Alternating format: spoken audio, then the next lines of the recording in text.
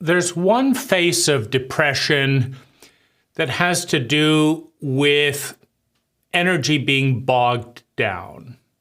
And I want to look at it from the perspective of water in a hose. So if you've seen a hose nozzle, a variable hose nozzle, what you'll see is that most nozzles can go from a very, very fine, gentle mist or can become a jet.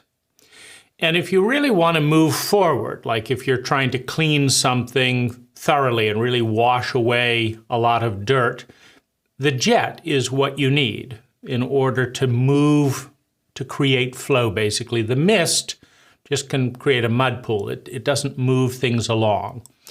And the same is true with human energy. If you really want to move something along and create an intense momentum, you need to focus attention on a few or perhaps just one big goal and put all your energy in that direction. And this can create what's called a state of flow. There's a book, Mikhail Csikszentmihalyi talks about, flow being an optimal human state, and it's the opposite of depression. So you're totally immersed in one thing. You're living it, you forget yourself, and you're moving. There's flow. That's not depression. Depression is when things get bogged down. And so diffuse focus is one way that things can bog down. But it gets even worse when you think of overextending. When you think of overextending, where you've actually promised, let's look at this like a bank account, right? Where, $1 million or whatever in the bank account as the balance is not a depressed bank account. It's a full account. But if you write $1,500,000 in checks, then they're going to bounce. There's an actual vacuum, right? So if you've got people calling you, telling you, do this, do this, do this, then you wanted to do this, and before you did that, you had to do this, right? Now you've got a vacuum. You don't have flow, you don't have an abundance of energy. You have drawing on reserves, pulling it out of you, stuff that doesn't feel like it's in there. You don't want to do it. You don't have the energy to do it. You're just pulling it out, right? And so the more you do this, the more you exhaust the energy. You create an energy vacuum rather than a pressurized account, right? Where you've got a surplus that's spilling over, right? That's not depression. So overcommitting, diffuse awareness, not being in a state of flow and not feeling, because when you're too diffuse, if you think of that very, very fine mist of water rather than the jet, everyone has a stimulation threshold or is on a stimulation continuum. And below a certain point of movement, it feels boring. It feels, it just doesn't hold attention. Now, beyond a certain threshold, if it's too intense, it feels overwhelming.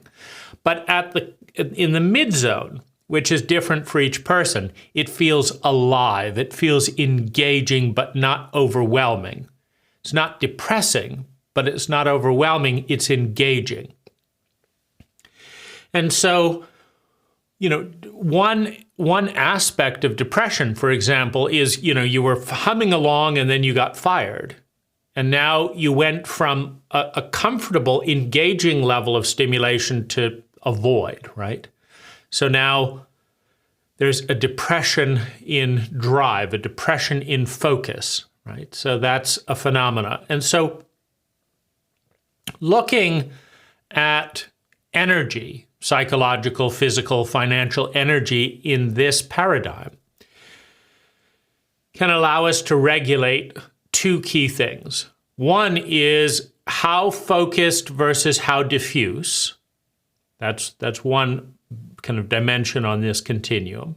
The more focused, the more intense, the more energized.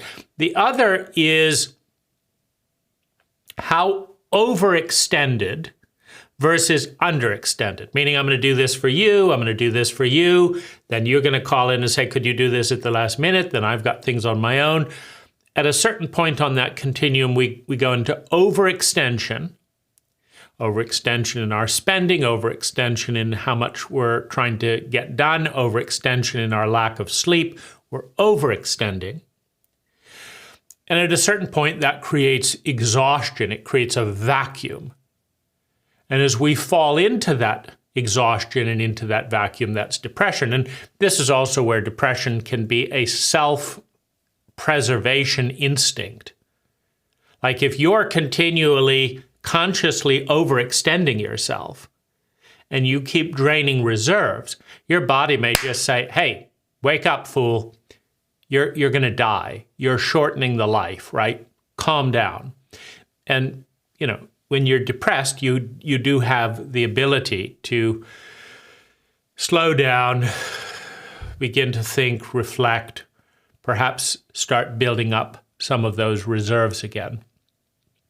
So this is one dimension, it's one angle through which to look at the phenomena of depression. Diffuse awareness, concentrated awareness. Many diverse goals, one goal, right? That's a regulation, that's a variable. And then the other is overextended or underextended, like I'm bored, right? I have one appointment next week and I could do it in 20 minutes at any point, but that's it, right? So I'm underextended.